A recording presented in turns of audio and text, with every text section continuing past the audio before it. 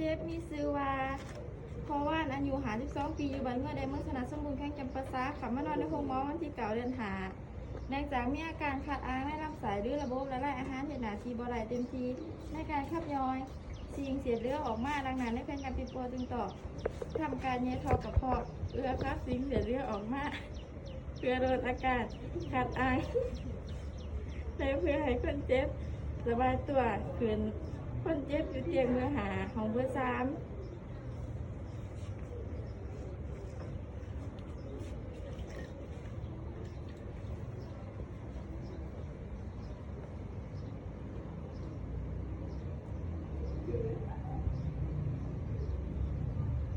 ตั้งใจอ่านดีๆเลย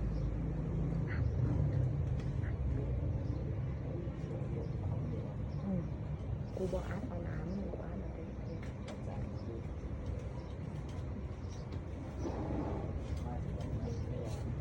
สบายดีพอซื้อยังได้อยู่บ้านได้เมืองได้โดยดูเองมีซื้อว่านางสุดาเจนทัศไส้เป็นนักศึกษาการแพทย์มือนี้ดูมีหน้าที่มหาวิทยาลัยพิสอนในการแยกทอกระเพาะให้พอเพื่อระบายอาหารย่อยออกมาเนื่องจากว่าระบบละลายระบบย่อยอาหารก็ว่าเห็ดเบียดเวลากินยังลงไปจะเห็ดหายคอคัดอังพอว่าลำใส่บ่มีการเน้นปีกหรือว่าบ่ดูดซึมเพราะฉะนั้นจำเป็นต้องไหลแย่ซึ่งดูกจะแย่ขอทางนั่งเบื้องต้นจะมีอาการเจ็บให้พอให้ควบคุมมือน้ำดูกเด้อกรณีอยู่แย่ทำอีทแมนหอยพอให้ใจทางดังหายใจทางปากแง้นหนาขึ้นนิดหน่อยนึงเมื่อแย่หอทุกข้อให้พอกลมหนาลงหน่อยนึงแล้วคอยคืนตามจังหวะที่ดูกแย่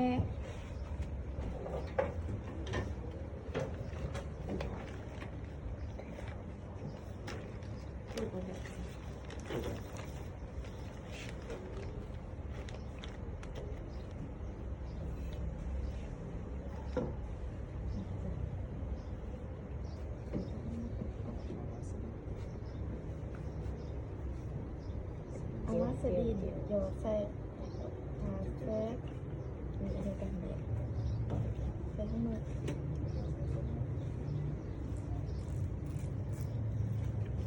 เขาเรียนจะทำแบบนี้นะ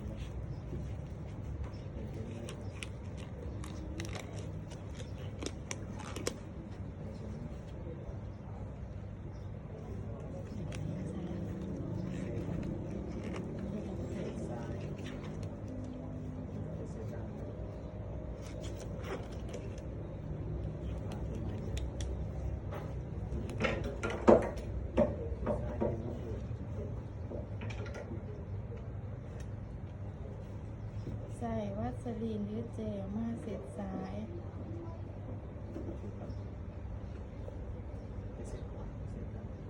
เทสที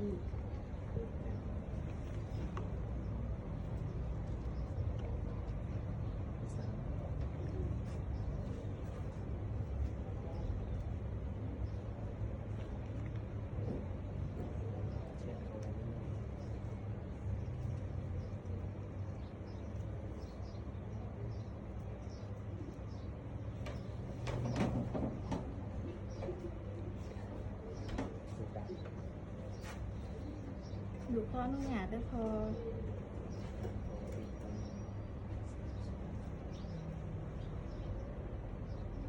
เวลาลูกแย่ให้พอเงยหนาขึ้นน้อยนึงให้พอหายใจทั้งปากว่าให้หายใจข้างดังและตอนลูกแย่ให้พอกลืนตามจังหวะที่ลูกแย่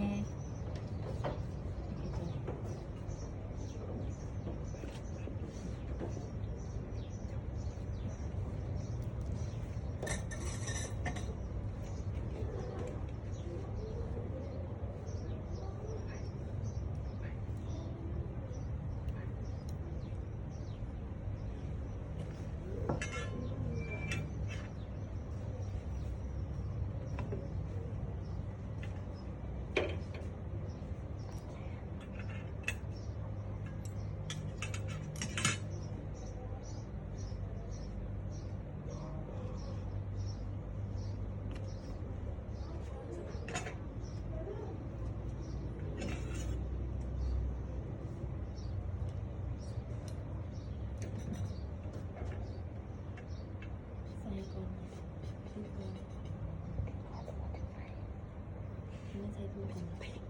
ทิ้งไหม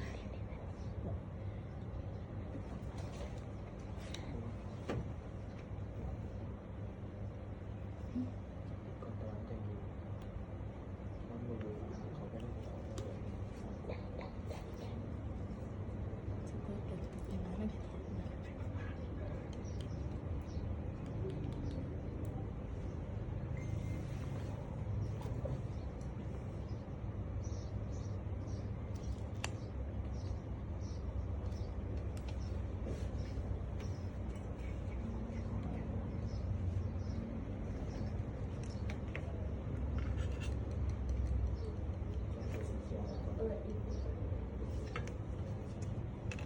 นั่นแหละ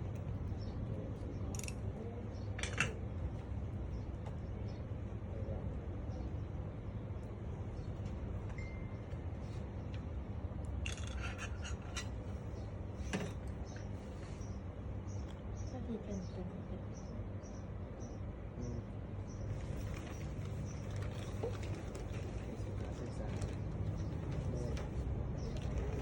พอพี่ก็พอ แล้วเลิกพอให้พ่อให้พ่อในจริงร้ายแต่ถ้าเจ็บแม่นให้พ่อแจ้งและห้ามให้พ่อถอดไซส์ออกเอง และห้ามจะมาสาธิตการถอดไซส์แม่พ่อกับพ่อ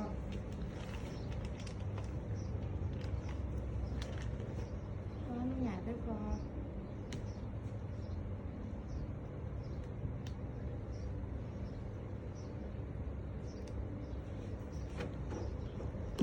ลูกจะถอดถามว่า